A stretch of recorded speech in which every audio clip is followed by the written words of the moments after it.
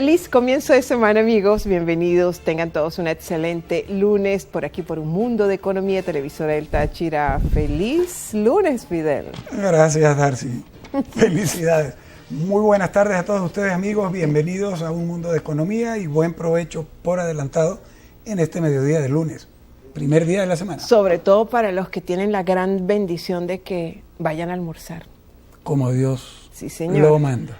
Como Dios lo manda. Bueno, ¿qué tenemos para ustedes hoy, comenzando esta semana, hoy lunes 17 de octubre de 2016? Vamos a hablar sobre el presupuesto de la Nación que fue presentado ante el Tribunal Supremo de Justicia, Fidel. Y en efecto, veredes. Exactamente, el señor presidente de la República, Nicolás Maduro, firmó y presentó ante el Congreso de la Patria el instrumento de planificación con la ley de proyecto de presupuesto para el ejercicio fiscal 2017. Nada más y nada menos que de esta cantidad, 8.479.301 millones de bolívares. Un presupuesto billonario, inmensamente para el desempeño de una misérrima economía. No estoy exagerando. Así que vamos a ver en video precisamente el momento en que los funcionarios de gobierno, de alto gobierno, le anuncian al país la medida en cuestión. Adelante, dirección. Bueno, es importante resaltar algunos aspectos técnicos del presupuesto que se acaba de presentar.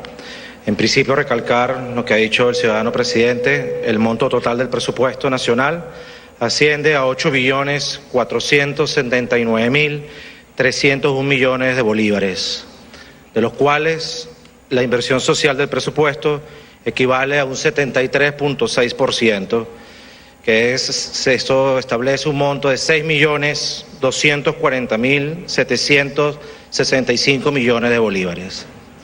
El presupuesto viene garantizado por unos ingresos no petroleros que ascienden a la cantidad de 7.028.681 millones de bolívares, equivalentes al 82.9% del presupuesto total, de los cuales hay que destacar la recaudación que tiene establecida el CENIA, que asciende a los 7 billones de bolívares para este presupuesto 2017.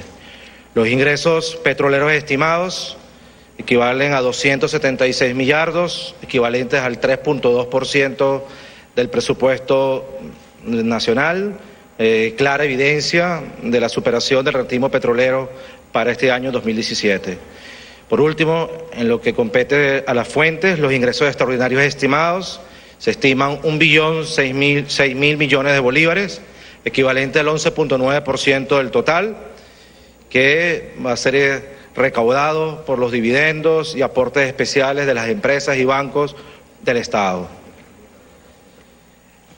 El precio estimado para este presupuesto de la cesta petrolera es un precio conservador que está estipulado en $30 el barril, y los ingresos por el endeudamiento anual para el presupuesto de 2017 equivale a 162 millardos, equivalentes al 2% del total de presupuesto, de los cuales de ese endeudamiento 52.5 millardos es destinado a proyectos de inversión social y 115.7 millardos al servicio de la deuda, específicamente al pago de intereses.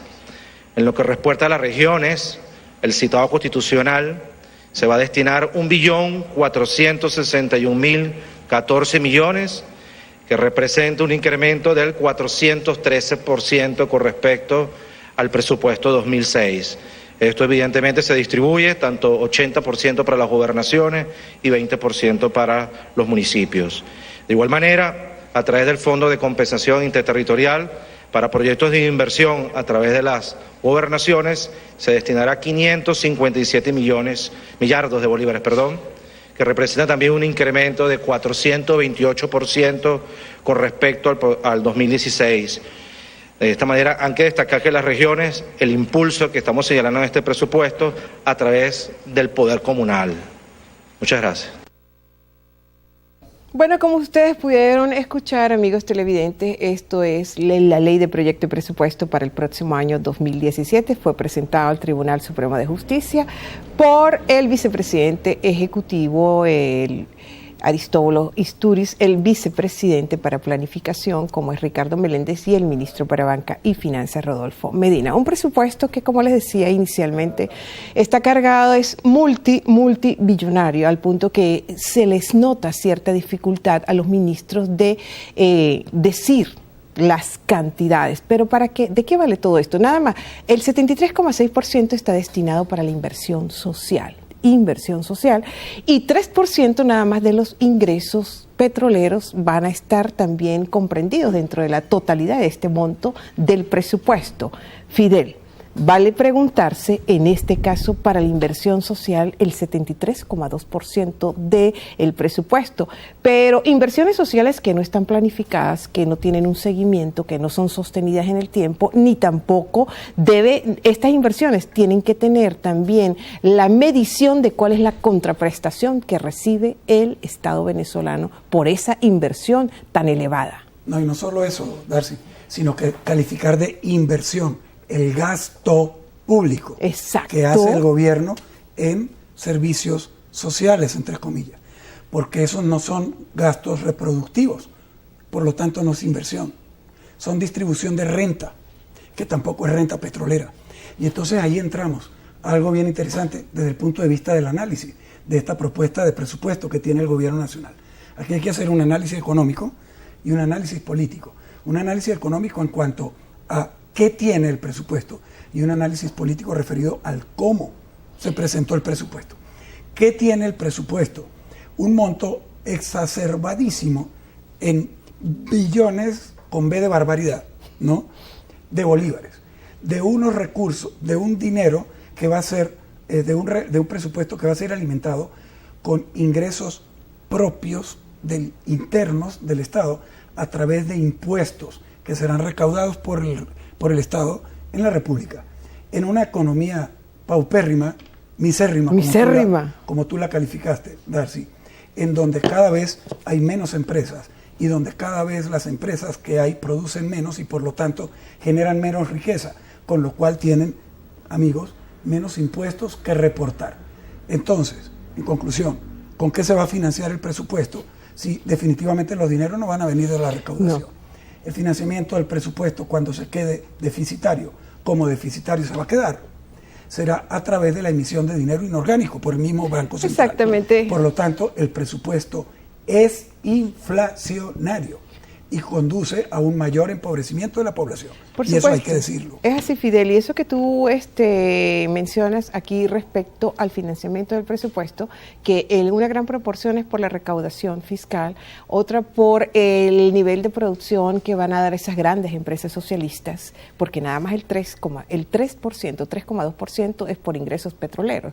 Aquí hay una falla terrible cuando anunciaron este presupuesto, porque no hicieron referencia a cuál es la meta de crecimiento económico, cuál es la meta de inflación. Se va a considerar un precio promedio del crudo venezolano de $30 el barril, y tampoco no hay esas proyecciones de crecimiento de economía, de lo que es inflaciones proyectadas, absolutamente nada. Suponemos que las tienen, pero no las presentaron. Sí, pero ya uno, así de una manera muy sencilla y muy lógica, elemental, hace sus propias proyecciones. Y rapidito, el cómo. El presupuesto no pasó por la Asamblea Nacional, de manera que el gobierno violó 7 artículos de la Constitución, los artículos 187, numeral 6, 311, 12, 13, 14 y 15, y el artículo 203, porque no hay en la Constitución venezolana ninguna norma que atribuya a la Sala Constitucional del Tribunal Supremo de Justicia la competencia para aprobar presupuesto. Todo lo contrario, la Constitución es clara cuando señala que el presupuesto se aprueba mediante ley y es la única instancia de los poderes nacionales a la que les corresponde dictar leyes en la Asamblea. De manera que el presupuesto es ilegal. Como no hay una ley de presupuesto, tampoco hay una ley de endeudamiento, Darcy. Endeudamiento y sobre todo la mentalidad que debe privar para rendir cuentas sobre el... No, y al no haber una ley de endeudamiento, por ejemplo, todo lo que emita el Estado de deuda, bonos de deuda pública, el año próximo no están respaldadas.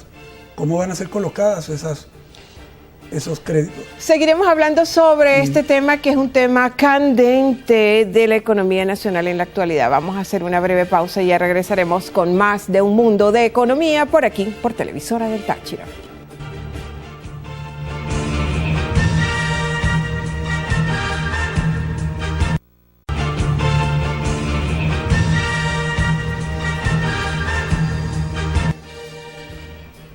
Bien, amigos, estamos en Un Mundo de Economía, bienvenidos nuevamente y continuamos este lunes aquí con ustedes. A continuación vamos a desarrollar nuestro segmento del Diccionario Económico y Social. Hoy traemos para ustedes un término básico de economía. Vamos a hablar del pasivo. El pasivo, que es un elemento importante dentro del contexto de la actividad financiera, créditos, en fin, y de los cuadros balances financieros también que hacemos las personas naturales y las empresas. Sí, es un término económico contable. Iniciamos.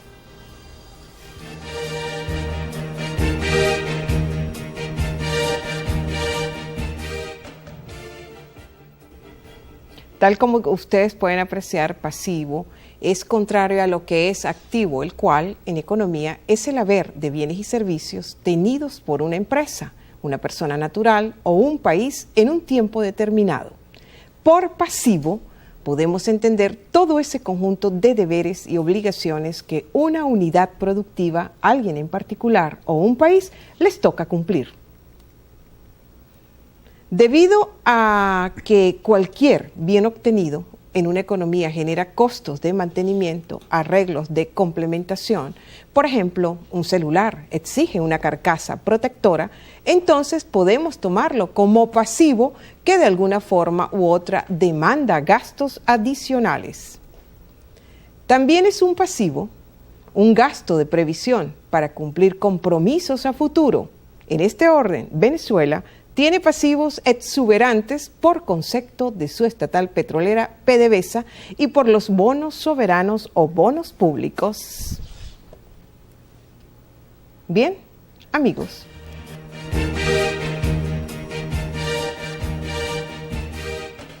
Bien, esto es lo que es pasivo. Qué importante este concepto.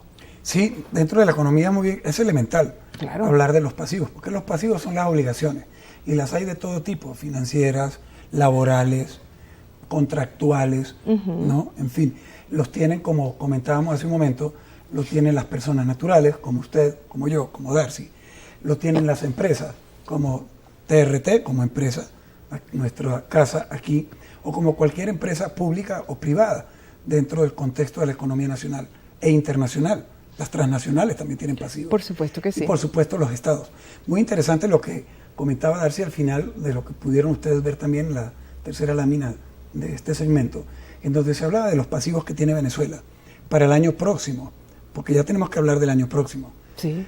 El año próximo vencen, por conceptos de deuda pública del Estado venezolano, alrededor de 15.000 millones de dólares por concepto de deuda, con una particularidad: como vencen el primer gran lote de bonos de deuda pública de PDVSA y de los bonos soberanos, el contexto de la deuda el año próximo contempla un importante porcentaje de capital, no de interés. Sí, habrá que ver, porque son pasivos exuberantes, tal como los referí cuando hice la mención, exactamente la mención de lo que es el concepto en su definición. Pero fíjense, esos pasivos exuberantes de Venezuela nada más con la estatal petrolera, con PDVSA y sobre todo con los bonos soberanos y los bonos públicos, tal como tú lo hacías referencia. Y específicamente en cuanto a todo lo que es que, de hecho, es una de las causas por las cuales ha disminuido la producción petrolera, por la falta de mantenimiento, por la falta de reposición de equipo para llevar todas las actividades extractivas del crudo venezolano. Porque PDVSA no tiene capital suficiente para operar. En cuestiones exactamente en lo que se corresponde a mantenimiento, a lo que es ampliación de infraestructura, a capacitación, a adquisición e innovaciones, sobre todo tecnológicas. Todas esas actividades están disminuidas en PDVSA y no se está, digamos, haciendo la inversión apropiada en los volúmenes apropiados para mantener, caramba, una empresa de las dimensiones de PDVSA. Sería interesante, Fidel, saber, lo que pasa es que son informaciones que no están a la luz pública y hay cada vez más discrecionalidad al respecto dentro del sistema de cuentas nacionales, que es la contabilidad nacional del país. ¿Cuál es el orden de los pasivos que tiene Venezuela, sobre todo en estos 4 o 5 últimos años, y si tienen proyecciones de pasivos que tienen que enfrentar para el próximo año 2017? Sí, sería bueno. Lamentablemente no hay mucha transparencia en el tema. No, ni la información está. PDVSA era una caja negra antes. Dios. ¿Cómo la calificaríamos ahora? Francamente no lo sé. Bueno, como entre cajas estamos, blancas, negras, verdes, rojas. Ya venimos, vamos a hacer un corte y regresamos. No se vayan.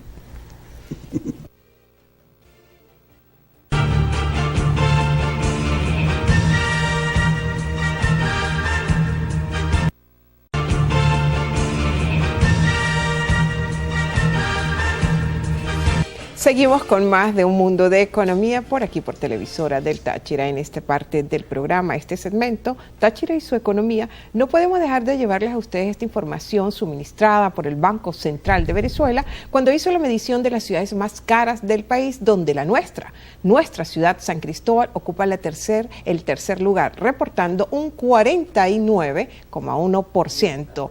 Como la tercera ciudad más cara del país, apenas superada por Valencia con 44,4% y Maracay con 43,2%. Repito, fueron cifras publicadas por el ente emisor, el Banco Central, en cuanto al desenvolvimiento y al nivel de los precios del costo de la vida de las ciudades en los primeros 8 meses de este año que está corriendo.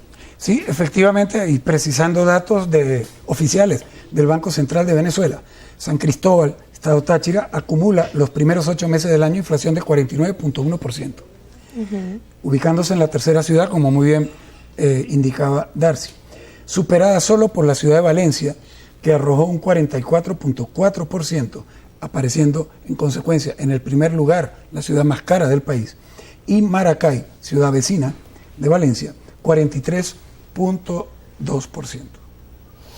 Cositas que tenemos por aquí. Exactamente. En este mes de agosto pasado registró 4,9% San Cristóbal, que es el mayor índice inflacionario del país. La capital tachirense permanece en el ranking de las ciudades con mayor inflación del territorio nacional. Para el mes de junio obtuvo 5,3%, en julio 3,8% y en pasado agosto, como dije al comienzo, 4,9% en el porcentaje que la elevó al tope de las ciudades más costosas en este mes de agosto y por supuesto en los meses que han transcurrido luego de agosto hasta el día actual. Habrá que ver las publicaciones del Banco Central, cuál será la inflación de pasado septiembre, de este octubre que está corriendo y de los 2 últimos meses de este año, donde siempre la propensión es que en estos 2 últimos meses de año la inflación se incrementa cada vez más, Fidel.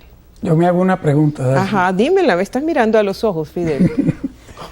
¿Estarán contemplados en estos números del Banco Central los precios de los productos de importación, entre comillas, que están llegando al país de Colombia y de Brasil, cuyos precios realmente son internacionales y exorbitantes frente al nivel de ingresos de la población y de la capacidad adquisitiva? ¿Estarán allí contemplados? Por supuesto que no, Fidel. Si los contemplan, yo creo que San Cristóbal llegaría con creces a ser la ciudad más cara del país. Y sin embargo, alguien ayer me comentaba, cuando yo le enseñaba la decisión que habíamos tomado de llevarles a ustedes esta información, que vive en la ciudad de Margarita, esa persona me decía, Darcy, ¿y dónde queda la isla de Margarita? Vénganse para acá para que comprueben. Realmente estas son cifras, sí, aproximaciones que dan leves aproximaciones el Banco Central con sus indicadores económicos, pero la realidad es otra, porque tenemos, bueno, a pesar de la contradicción de que vivimos en una economía con control de precios y de precios justos, los precios aumentan a veces hasta 2 y 3 veces diariamente. Sí, esas cosas están ocurriendo. Exactamente. Y aquí, sobre todo, producto de todas esas economías, esos de intercambios ilícitos, de las economías oscuras, las economías subterráneas, dado por la escasez que tenemos, por el desabastecimiento, y aquí no están, como tú decías, referidos los precios del bachaqueo o ni de los productos importados. Eso no está allí. Por supuesto y que en no. el caso del Táchira están dominando de una manera muy importante en el contexto de la economía familiar, puesto que muchísima gente está adquiriendo los productos precisamente en estos mercados organizados oficialmente. Sí. Y por supuesto también en lo que está llegando a los supermercados, abastos y tiendas de todo el estado, ¿no? Donde se están adquiriendo productos extranjeros que por supuesto vienen con precio internacional porque, bueno, Sí. porque son extranjeros. Fidel, la pregunta que hiciste es relevante porque no es que vamos a poner en duda sobre todo esta información suministrada por el instituto No, en duda emisor no. como es el Banco Es Central. información insuficiente. Exactamente, pero la realidad es otra día a día. Información es insuficiente, falta data. Y yo creo que no se aproxima mínimamente tampoco a la realidad que estamos viviendo en cuanto al comportamiento general de los precios. A mí me gustaría ver este tipo de estudios realizados por la gente del Sendas. Exacto. Creo que sería más, Sí. más cercano a realidades. Es así, Fidel. Amigos, se nos fue el tiempo, como siempre. Siempre se acaba el tiempo primero. Así que nos tenemos que retirar, pero antes les invitamos a que sigan con nosotros en el transcurso de la semana. Como ya saben, martes, jueves y viernes. Sean todos bienvenidos. Bueno, amigos, y ya saben, debemos conducirnos con mucha inteligencia para compartir el protagonismo que hoy en día tiene la economía. Les invitamos para que sigan en sintonía con la excelente programación que tiene para ustedes Televisora del Táchira. Buen provecho, feliz tarde.